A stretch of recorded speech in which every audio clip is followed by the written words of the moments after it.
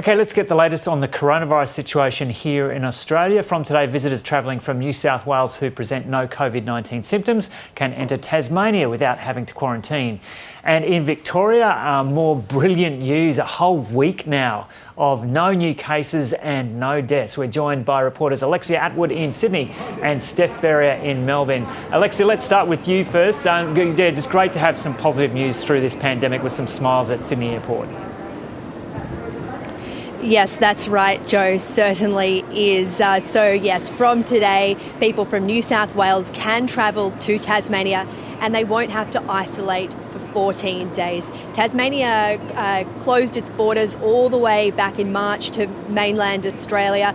They've slowly been easing those restrictions. Now Victoria is the only state where people will have to quarantine in Tasmania for 14 days. Now this flight that's leaving very shortly, the people behind me are going to be boarding very soon.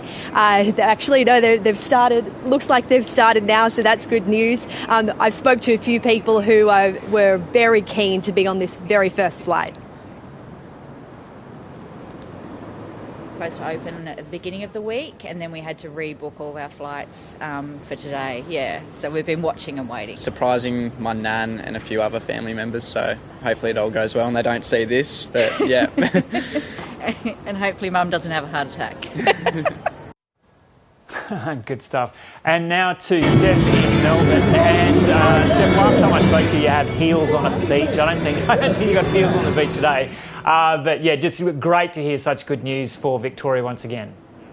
It is fantastic news. We have been calling them double donut days, but I'm going to get out there and have some bagels because I think I've had sugar overload now after a whole week of them, perhaps going on to the savouries. But it's fantastic news that we have 0 new cases and 0 deaths for the 7th day in a row. So our death toll remains static at 819.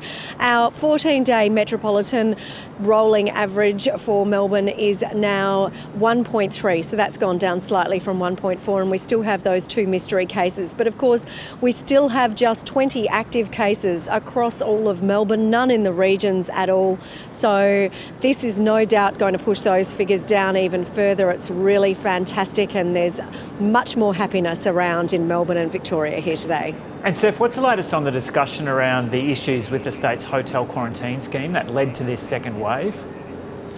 Yes, so today we are expecting to see an interim report being handed down by the independent inquiry into this hotel quarantine fiasco, and that is expected to lay out a roadmap for a safer reset of the program, which should allow international travellers to come back to Melbourne and fly back in within the next few weeks possibly. Daniel Andrews, the Premier, has always said that he's wanted to wait for this inquiry interim report and the recommendations before resuming the program, just to make sure that there are no guests or staff that seed any new outbreaks and come out into the wider community, which is what we saw with catastrophic effect 6 months ago and led to our second wave.